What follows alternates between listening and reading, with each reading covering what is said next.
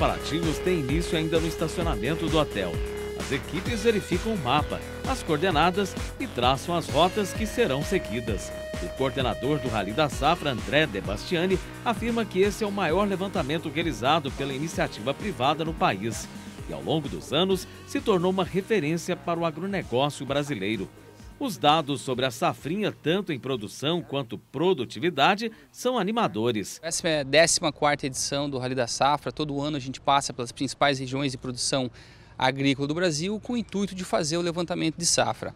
Ele se tornou uma referência justamente por nós irmos a campo, irmos até as lavouras e fazer essas amostragens.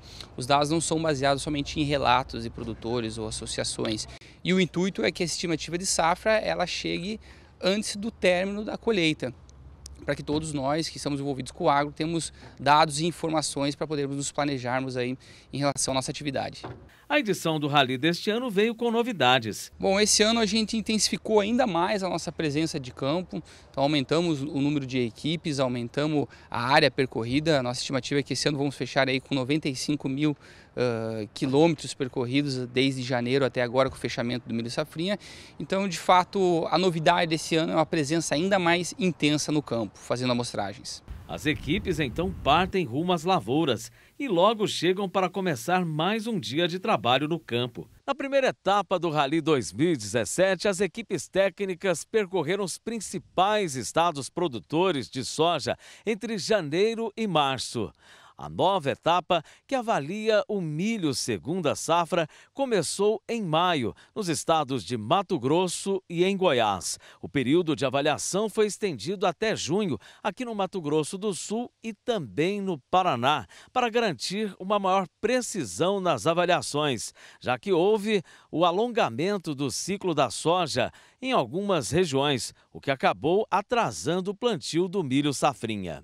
Os técnicos olham detidamente a plantação e coletam amostras de espigas e depois retiram os grãos. Em seguida, utilizam uma metodologia para avaliar as lavouras. A gente entra na lavoura, 30 metros mais ou menos. Então a gente faz uma contagem de plantas primeiro e espigas, para ter uma ideia de quantas espigas a gente consegue ter no hectare, levantamento de estande. Depois a gente faz uma coleta de 10 espigas. Essas 10 espigas a gente faz a contagem de quantas fileiras tem nessas de grãos e quantos grãos tem em cada fileira. Isso a gente consegue ter uma ideia de quantos grãos tem, então, médio nessa lavoura, né? Os resultados preliminares mostram que o Brasil deve colher 67 milhões de toneladas de milho safrinha, aumento de 49% sobre o último ciclo.